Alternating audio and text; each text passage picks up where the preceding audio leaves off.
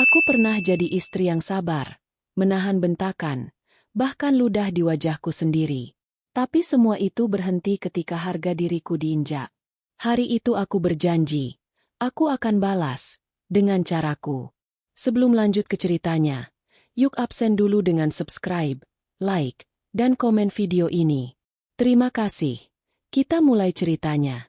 Alia berdiri di depan cermin kamar tidurnya, merapikan jilbab sederhana yang ia kenakan. Senyum tipis ia paksakan, meski sorot matanya tampak redup. Hari ini harus kuat, bisiknya pada diri sendiri. Di balik senyum itu, ada luka yang tak pernah sembuh.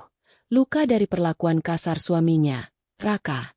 Dari luar, rumah besar mereka tampak megah. Tetangga sering berkata, "Wah, enak sekali jadi Bu Alia. Punya suami kaya, rumah mewah, anak cantik." Tak ada yang tahu, di balik dinding-dinding megah itu, ada air mata yang sering jatuh tanpa suara. Pagi itu, suara pintu kamar dibanting terdengar keras.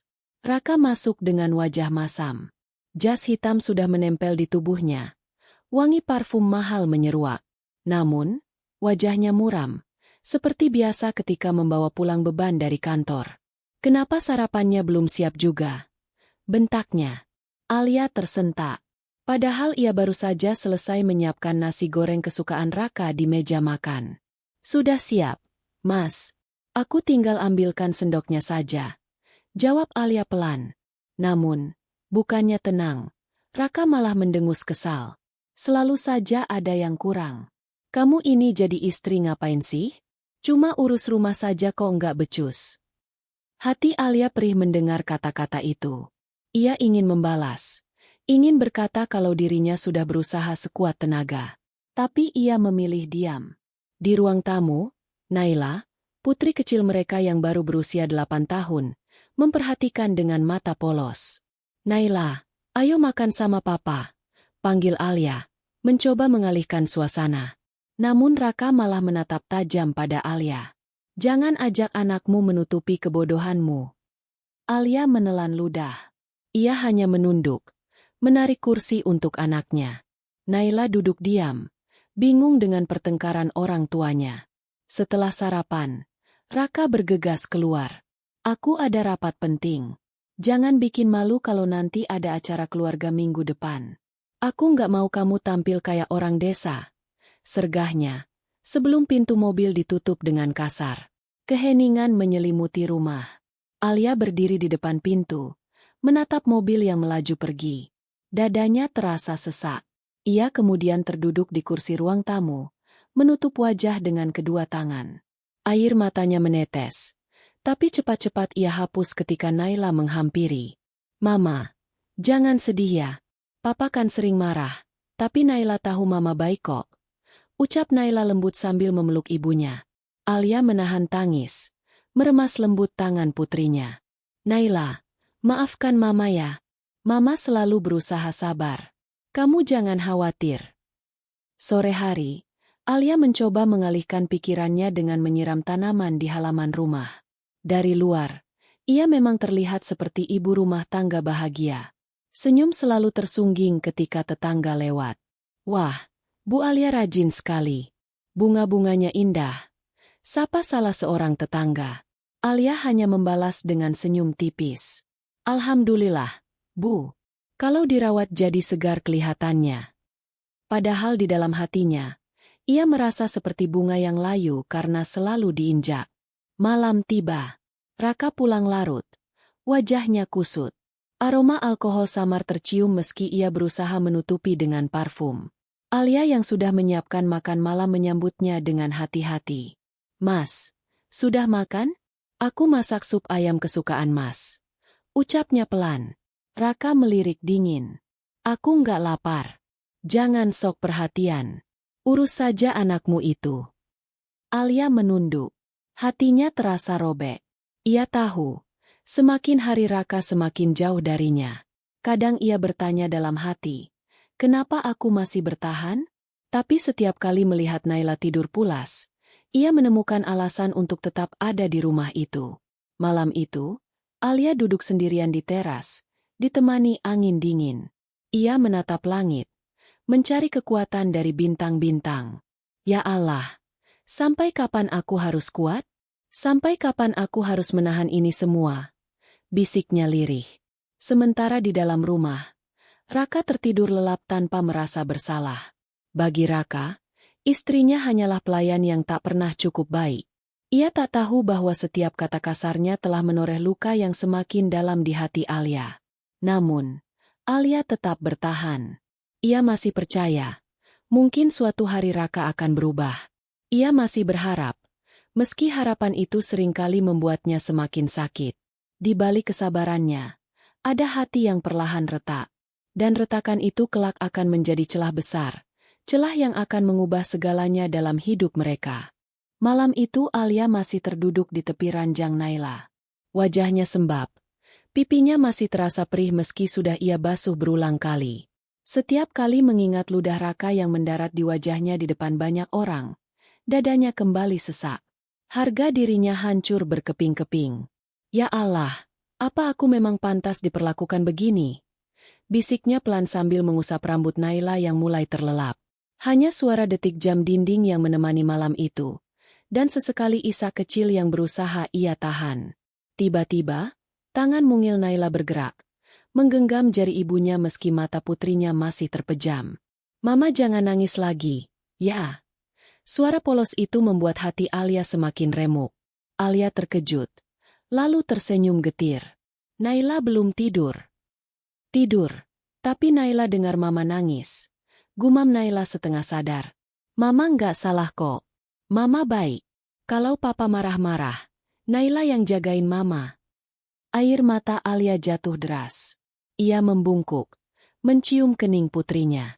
Ya Allah, anak sekecil ini sudah mengerti luka ibunya. Hatinya bergetar.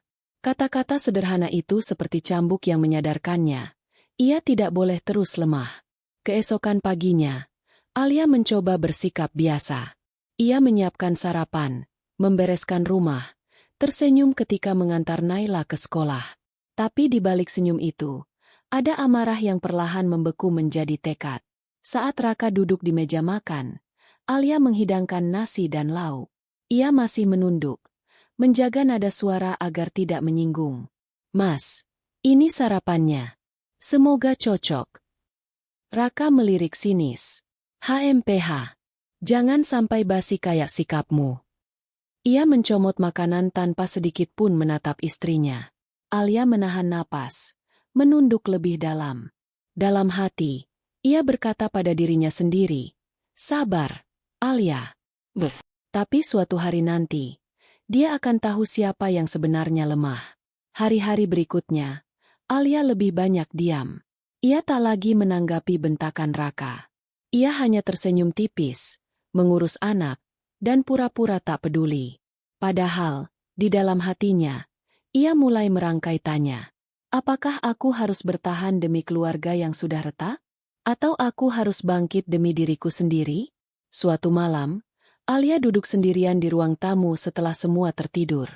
Lampu redup membuat suasana semakin syahdu. Ia membuka album foto pernikahannya dengan Raka. Terlihat senyum lebar di wajahnya dulu, bersama Raka yang tampak penuh cinta. "Mas, dulu kamu berjanji akan membahagiakanku. Kenapa sekarang semua janji itu berubah jadi luka?" Air matanya kembali mengalir. Tapi kali ini tidak selemah sebelumnya. Tangisnya berbeda. Ada bara yang menyala di balik isak itu. Ia menggenggam foto itu erat, lalu berbisik pada dirinya sendiri. "Aku sudah cukup lama diam. Kalau kesabaran ini terus dipaksa, aku bisa hancur. Aku harus berubah. Aku harus kuat." Keesokan harinya, saat menjemput Naila di sekolah, salah satu guru menghampirinya. "Bu Alia, Naila anak yang cerdas sekali.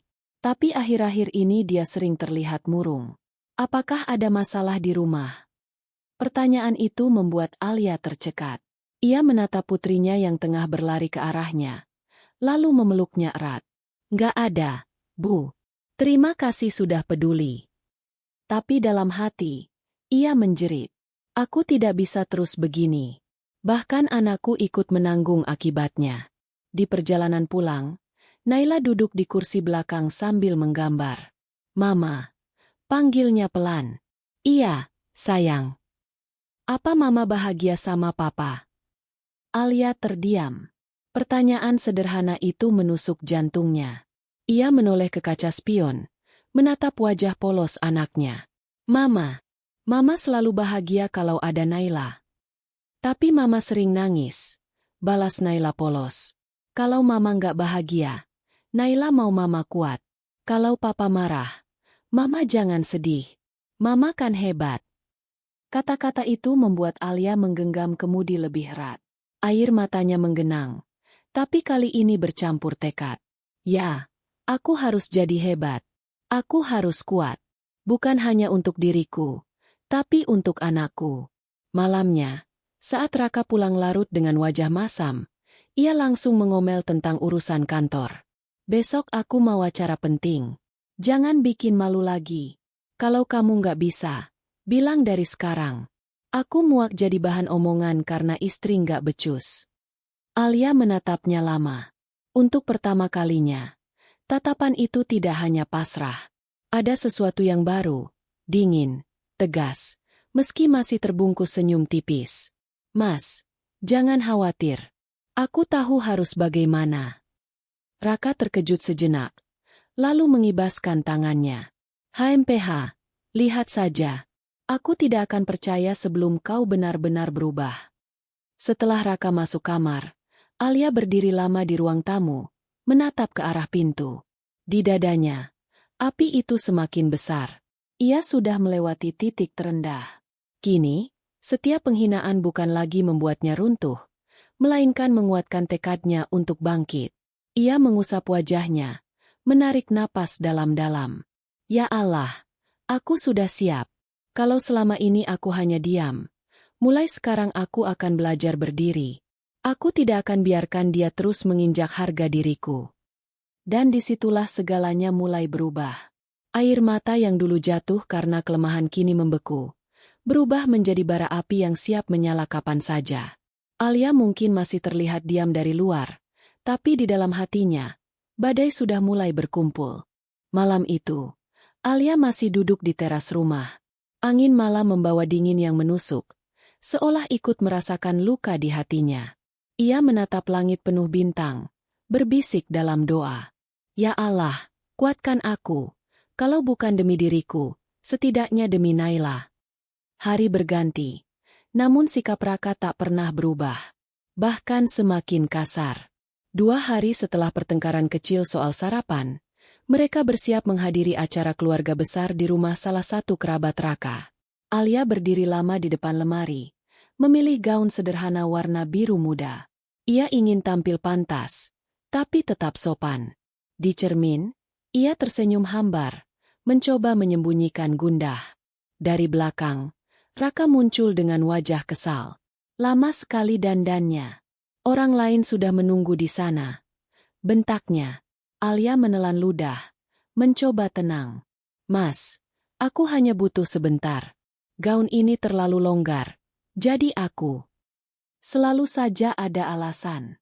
Cuma pakai baju saja berjam-jam. Dasar nggak becus. Naila yang mendengar dari pintu kamar terdiam, menatap mamanya dengan cemas. Alia melirik anaknya, lalu memaksakan senyum. Sudah, Mas, ayo kita berangkat. Rumah besar kerabat Raka dipenuhi tamu. Musik lembut mengalun. Meja-meja penuh makanan. Semua terlihat hangat dan meriah. Alia menggandeng tangan Naila, berjalan di samping Raka yang tampak angkuh. Beberapa keluarga menyapa. Wah, Raka, istrimu cantik sekali. Beruntung punya Alia. Raka tersenyum tipis, tapi segera berubah kaku. Iya, cantik doang. Urusan rumah berantakan semua. Alia terdiam, senyumnya kaku.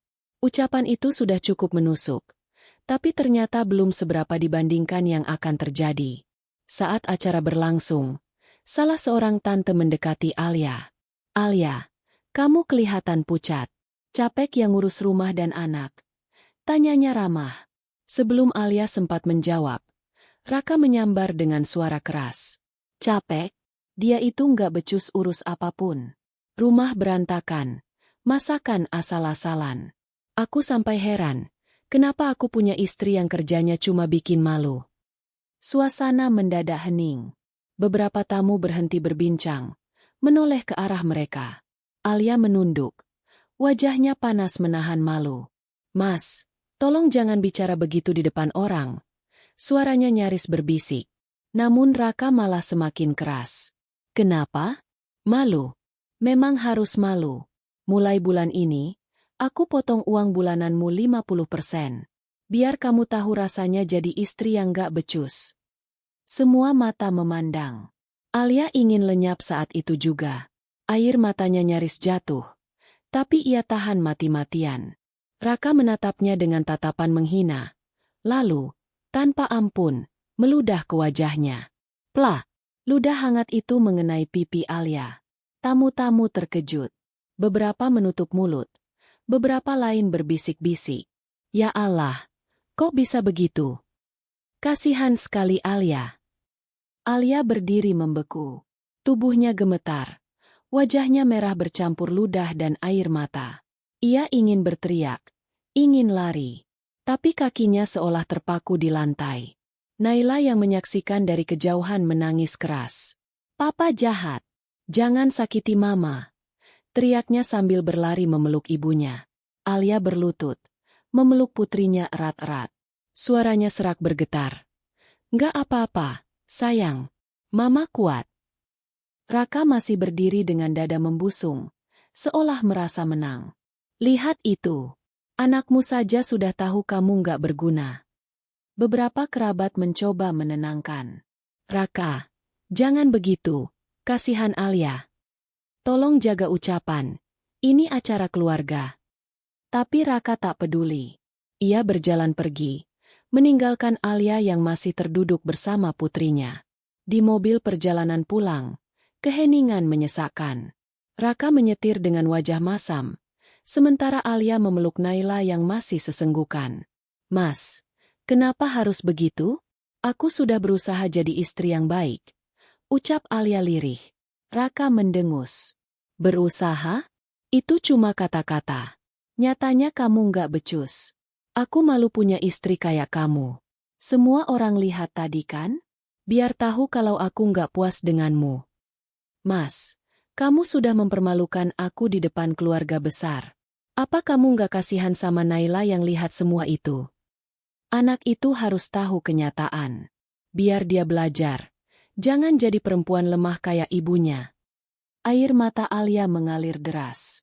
Ia menatap jalanan malam di luar jendela. Harga diriku hancur. Di depan umum, aku sudah diinjak-injak. Sampai kapan aku harus bertahan? Naila menggenggam tangan ibunya erat-erat. "Mama, jangan nangis. Naila sayang Mama." Alia mengelus rambut anaknya, berbisik pelan. "Mama janji, Mama akan kuat. Demi kamu, Nak." Sesampainya di rumah, Raka langsung masuk kamar tanpa peduli. Alia berdiri lama di depan pintu, lalu masuk ke kamar Naila. Ia duduk di tepi ranjang, mengusap wajah putrinya yang mulai terlelap dengan mata sembab. Air mata Alia kembali jatuh. Ia merasa seluruh dunia menertawakannya. Tapi di balik luka itu, ada sesuatu yang mulai berubah. Ya Allah, sabarku sudah hampir habis. Kalau ini yang disebut rumah tangga, apa aku masih harus bertahan? Bisiknya. Di dalam hatinya, api kecil mulai menyala. Api yang kelak akan membesar, membakar semua penghinaan yang ia terima. Alia mungkin terlihat rapuh malam itu, tapi sebenarnya ia sedang berada di ujung kesabaran, dan ketika seorang istri sudah sampai di batas, tidak ada yang bisa menghentikannya. Malam itu Alia berdiri lama di depan jendela kamarnya. Pandangannya kosong menatap gelap, tapi hatinya penuh gejolak. Ia teringat kembali kata-katanya sendiri. "Aku sudah siap. Aku tidak akan biarkan dia terus menginjak harga diriku." Kalimat itu terus terngiang, menjadi mantra yang membuatnya lebih teguh. Pagi berikutnya, ketika Alia sedang membereskan meja makan, ponselnya bergetar. Nomor asing muncul di layar. Ia sempat ragu, lalu menjawab pelan. "Halo, Dengan Ibu Alia? Suara berat seorang pria terdengar. Iya, betul. Ini siapa ya? Saya Pak Damar, notaris keluarga almarhum ayah Anda. Mohon Ibu bisa meluangkan waktu untuk datang ke kantor saya hari ini. Ada sesuatu yang harus kami bicarakan terkait warisan keluarga. Alia terdiam. Hatinya berdegup kencang. Warisan? Ia hampir lupa. Ayahnya yang meninggal beberapa tahun lalu memang pernah menyebutkan sesuatu. Tapi ia tak pernah menanyakannya lagi. Dengan suara bergetar, Alia menjawab. Baik, Pak. Saya akan datang. Setelah menutup telepon, Alia terduduk di kursi. Naila yang sedang menggambar mendongak. Mama, kenapa bengong? Alia tersenyum tipis. Nggak apa-apa, sayang. Mama cuma harus pergi sebentar. Siang itu, Alia pergi sendiri ke kantor notaris. Ruangan beraroma kayu dan penuh rak buku hukum menyambutnya. Pak Damar, pria paruh baya berkacamata, menyambut dengan ramah. Silakan duduk, Bu Alia. Kami sudah menunggu Anda, katanya. Alia duduk gugup. Ada apa ya, Pak? Tadi Bapak bilang soal warisan. Pak Damar membuka berkas tebal di mejanya, lalu menatap Alia dengan serius. Sesuai surat wasiat almarhum ayah Anda, beliau meninggalkan sejumlah besar harta atas nama Anda. Totalnya mencapai 90 miliar rupiah. Alia terpaku. Suara notaris itu seakan menggema di kepalanya. 90 miliar. Betul, Bu. Semuanya sah secara hukum, dan saat ini berada dalam bentuk deposito serta aset yang bisa langsung dicairkan. Selama ini Anda tidak pernah mengambil hak Anda, jadi jumlahnya tetap utuh. Alia menutup mulut dengan tangannya. Matanya berkaca-kaca. Ia teringat kembali semua penghinaan yang ia terima dari Raka. Ludah di wajahnya, kata-kata merendahkan, potongan uang bulanan. Semua itu kini terasa berbeda. Ya Allah, bisiknya lirih. Pak Damar tersenyum hangat. Almarhum ayah Anda pernah bilang, harta ini bukan hanya untuk hidup anakku, tapi juga untuk melindungi harga dirinya. Mungkin inilah waktunya Anda memakainya. Alia mengangguk pelan. Air matanya jatuh, tapi bukan karena lemah. Kali ini, ia menangis karena merasa doa-doanya mulai dijawab. Ketika pulang ke rumah sore itu, Alia merasa langkahnya lebih ringan. Naila menyambut dengan pelukan. Mama kok senyum-senyum? Alia mengusap kepala putrinya. Mama cuma lega. Sayang, Mama baru saja dapat kabar baik. Kabar apa? Tanya Naila polos. Kabar yang bikin Mama punya kekuatan baru untuk jaga Naila. Malam itu, Raka pulang dengan wajah masam, seperti biasa. Ia melempar jas ke sofa. Mana makan malamku? Bentaknya. Alia berjalan tenang, meletakkan sup hangat di meja. Sudah siap, Mas. Silakan. Raka mendengus. HMPH, akhirnya kamu belajar juga. Alia menatapnya sekilas, lalu tersenyum tipis. Senyum itu berbeda. Bukan senyum pasrah, melainkan senyum yang menyimpan rahasia besar. Ia duduk di samping Naila, pura-pura mendengarkan ocehan Raka tentang perusahaannya. Dalam hati, Alia berbisik, ludahmu sudah menghapus sisa kesabaranku. Dan sekarang, dengan kekuatan ini, aku akan menunjukkan siapa yang sebenarnya tidak becus. Aku akan bangkit, bukan dengan bentakan, tapi dengan cara yang paling tidak pernah kau bayangkan. Sejak malam itu, Alia mulai menyusun rencana. Ia sudah tahu apa yang harus dilakukan dengan warisan itu. Dan untuk pertama kalinya setelah sekian lama, ia bisa tidur dengan senyum di wajahnya. Bukan senyum palsu, melainkan senyum seorang perempuan yang siap bangkit. Sejak malam Alia mengetahui tentang warisan ayahnya, hidupnya terasa berbeda. Ia tidur dengan tenang, dan ketika bangun pagi, ada cahaya baru di matanya. Bukan lagi cahaya pasrah, melainkan cahaya tekad. Raka mungkin melihatnya sekilas, tapi ia tak menyadari apa arti perubahan itu. Pagi itu, Raka duduk di meja makan, membaca koran sambil menyeruput kopi. Alia meletakkan sarapan dengan gerakan anggun, tanpa kata-kata. Kenapa senyum-senyum? Lagi mimpi apa semalam? Sindir Raka tanpa menoleh. Alia hanya tersenyum kecil. Nggak ada, Mas. Aku cuma sadar. Setiap orang punya waktunya sendiri untuk berubah. Raka mendengus, mengibaskan tangannya. HMPH, asal jangan bikin malu aku lagi. Dalam hati, Alia berkata, tenang saja. Aku tidak akan membuatmu malu. Aku akan membuatmu hancur. Beberapa hari kemudian, Alia diam-diam menemui Pak Damar lagi. Kali ini, ia tak sendiri. Ia didampingi konsultan bisnis yang direkomendasikan notaris. Di ruang rapat kecil itu, Alia membuka pembicaraan dengan suara tenang tapi mantap. Saya ingin mulai mengelola harta ini. Tolong siapkan instrumen yang bisa masuk ke perusahaan suami saya, tanpa sepengetahuannya. Konsultan yang duduk di depannya menatap kagum. Ibu yakin ingin melakukan ini? Menguasai saham suami sendiri? Alia mengangguk. Saya sudah cukup lama jadi korban. Sekarang saya ingin berdiri. Kalau dia bisa merendahkan saya di depan umum, saya juga bisa menunjukkan siapa yang sebenarnya tidak becus. Saya butuh cara yang rapi. Saya ingin dia tidak menyadari sampai semuanya terlambat. Pak Damar menatap Alia dengan hormat. Ayah Anda pasti bangga. Ibu tidak hanya memegang harta, tapi juga keberanian. Hari-hari berikutnya, Alia menjalani hidup seperti biasa di rumah. Ia tetap memasak, tetap mengurus Naila, tetap tersenyum tipis di depan Raka. Tapi di balik itu, ia mengatur strategi. Ia membeli saham perusahaan Raka melalui nama pihak ketiga, merekrut orang-orang yang pernah sakit hati karena sikap arogan Raka, dan diam-diam mulai mendapat dukungan dari dalam. Suatu malam, ketika Raka pulang dengan wajah kusut, ia langsung mengomel. Perusahaan lagi kacau. Ada investor baru yang masuk. Aku nggak tahu siapa. Mereka beli saham cukup besar. Sial. Alia menahan senyum. Hanya pura-pura prihatin. Oh begitu, Mas? Mungkin itu pertanda kamu harus lebih hati-hati. Jangan sampai salah langkah. Raka memelototinya. Kamu tahu apa tentang bisnis? Tugasmu urus rumah saja. Alia menunduk, tapi dalam hatinya ia berkata, kamu tidak tahu, justru aku yang mulai menggenggam perusahaanmu sekarang.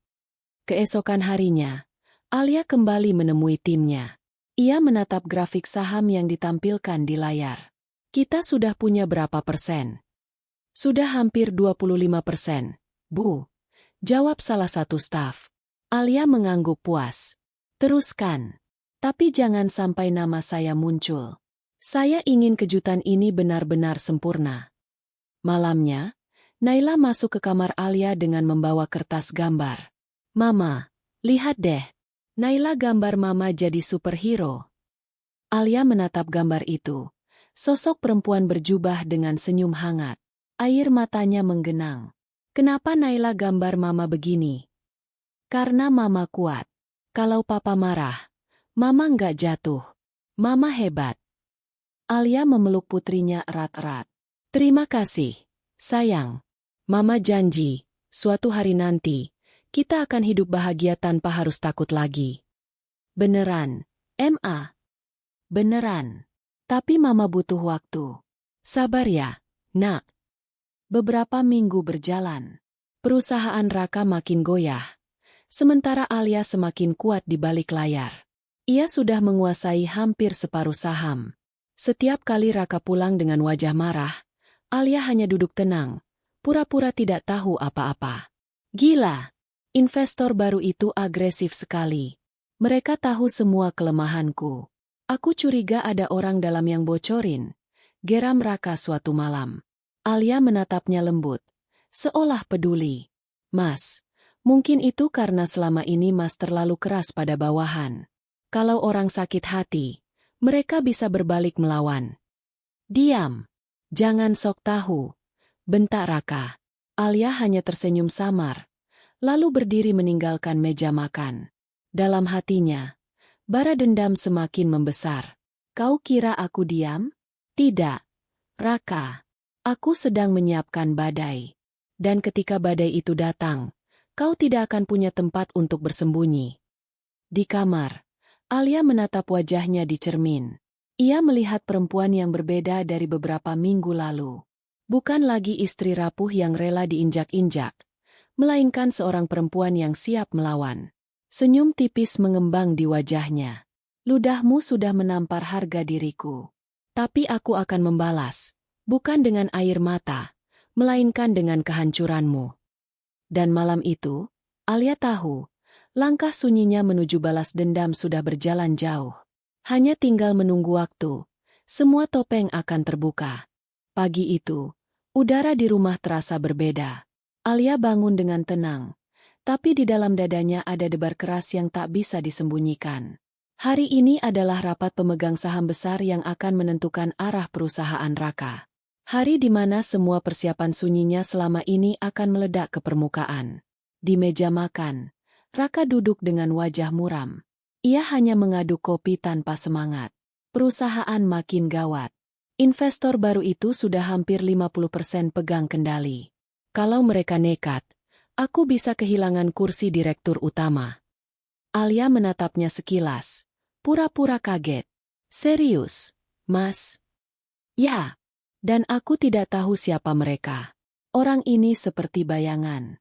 Gerakannya cepat, licin, dan terlalu rapi. Alia menunduk, menahan senyum yang hampir pecah. Mungkin memang waktunya perusahaan dapat pemimpin baru, katanya lirih. Raka menoleh tajam. Apa maksudmu? Alia hanya tersenyum kecil. Nggak apa-apa, Mas. Aku cuma bicara. Ruang rapat gedung pusat perusahaan dipenuhi wajah-wajah tegang. Para pemegang saham, jajaran direksi, dan manajer penting sudah duduk di kursi masing-masing. Raka masuk dengan jas rapi. Wajahnya kaku, mencoba menyembunyikan kegelisahan. Baik, mari kita mulai. Ucap salah satu direksi senior. Agenda hari ini membahas kepemilikan saham baru yang cukup besar dan berpotensi mengubah struktur kepemimpinan. Raka menggebrak meja. Saya masih direktur utama di sini. Tidak ada yang bisa menggoyahkan saya. Beberapa orang saling pandang. Lalu seorang staf berdiri dan membagikan dokumen. Pak, mohon maaf. Kepemilikan saham terbesar sekarang ada di tangan investor baru. Total 52%. Dan beliau sudah hadir di ruangan ini. Raka menoleh cepat. Siapa? Siapa orang berani itu? Pintu ruang rapat terbuka. Suara ketukan sepatu perempuan menggema.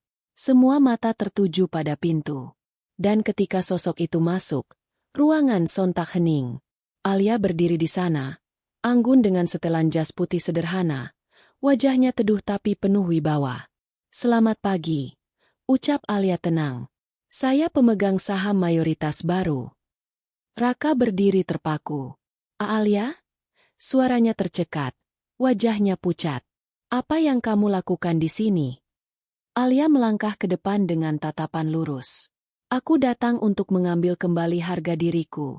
Raka, selama ini kau pikir aku hanya istri tak berdaya. Kau hina aku, kau ludahi wajahku, kau potong uang bulanan seenaknya di depan umum. Tapi sekarang, lihatlah siapa yang sebenarnya, tidak becus. Ruangan meledak dengan bisik-bisik. Para direksi menatap bergantian antara Alia dan Raka. Tak percaya apa yang mereka lihat. Raka maju selangkah. Suaranya bergetar. Kamu yang jadi investor itu. Alia tersenyum tipis. Ya, dengan warisan ayahku, aku beli perusahaanmu.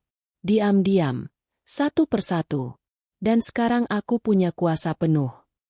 Tidak mungkin. Tidak mungkin. Raka membanting tangannya ke meja. Kamu cuma istri. Kamu nggak tahu apa-apa tentang bisnis. Alia menatapnya tajam. Suaranya bergetar oleh emosi yang tertahan. Jangan sekali lagi merendahkan aku, Raka. Perempuan bukan sekadar istri yang bisa kau injak. Perempuan juga bisa jadi pemimpin. Bisa jadi pengambil keputusan. Kau salah satu contoh buruk, arogan, kasar, dan merasa paling hebat. Tapi hari ini, kesombonganmu runtuh. Salah satu pemegang saham mengangguk. Dengan mayoritas di tangan Bu Alia, keputusan besar ada di pihak beliau. Termasuk siapa yang akan duduk sebagai direktur utama. Raka menoleh panik. Kalian gak bisa lakukan ini. Aku yang bangun perusahaan ini dari nol. Alia menatapnya datar. Kau bangun dengan tanganmu, tapi kau hancurkan dengan sifatmu sendiri. Dan aku hanya mempercepat kejatuhanmu.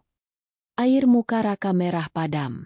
Ia mendekat ke Alia, nyaris berbisik tapi cukup keras untuk terdengar. Dasar perempuan kurang ajar. Kamu tega menjatuhkan suamimu sendiri. Alia menahan tatapan. Matanya berkilat. Kamu sudah menjatuhkanku jauh sebelum ini. Bedanya, aku masih punya harga diri. Dan sekarang, aku menuntutnya kembali. Raka terdiam. Mulutnya terbuka. Tapi tak ada kata keluar. Semua orang di ruangan itu bisa melihat. Laki-laki yang dulu selalu merasa gagah, kini remuk di depan istrinya sendiri. Seorang direksi menutup rapat dengan suara mantap.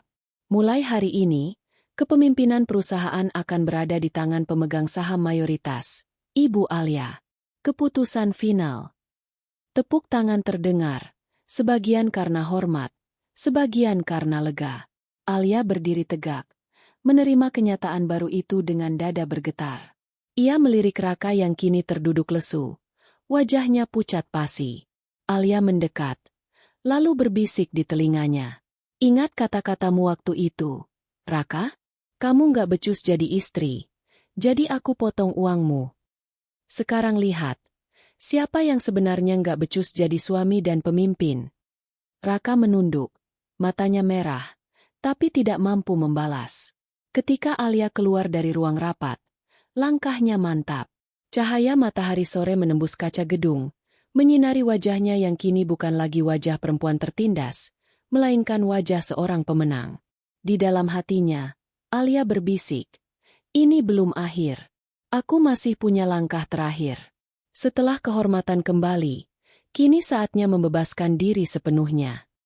Sore itu, setelah keluar dari ruang rapat, Alia berdiri lama di pelataran gedung.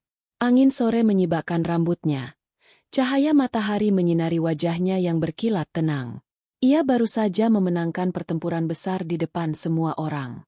Tapi di hatinya, ia tahu masih ada satu pintu yang harus ditutup, rumah tangganya sendiri.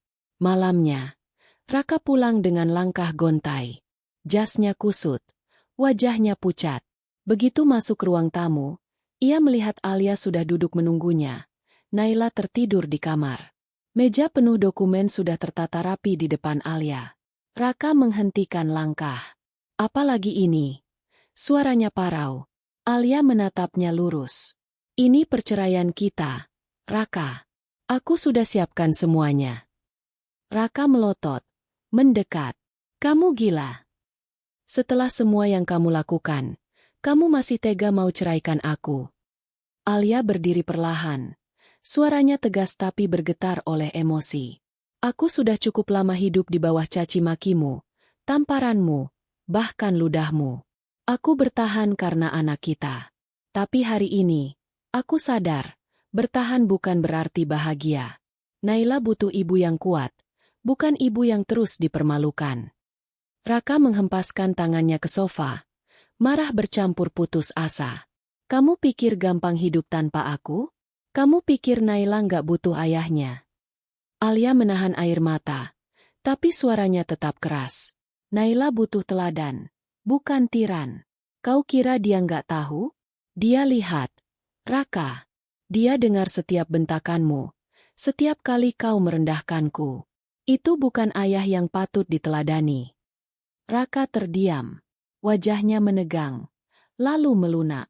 Untuk pertama kalinya, nada suaranya berubah. Alia, aku salah. Aku terlalu keras.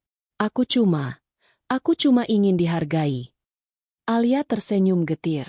Hargamu hilang bukan karena aku, Raka, tapi karena tanganmu sendiri. Aku sudah coba sabar, tapi kau memilih menginjakku. Dan hari ini, kau harus menerima balasannya. Raka duduk lesu. Wajahnya tertutup kedua tangan. Jadi, Ini benar-benar akhir.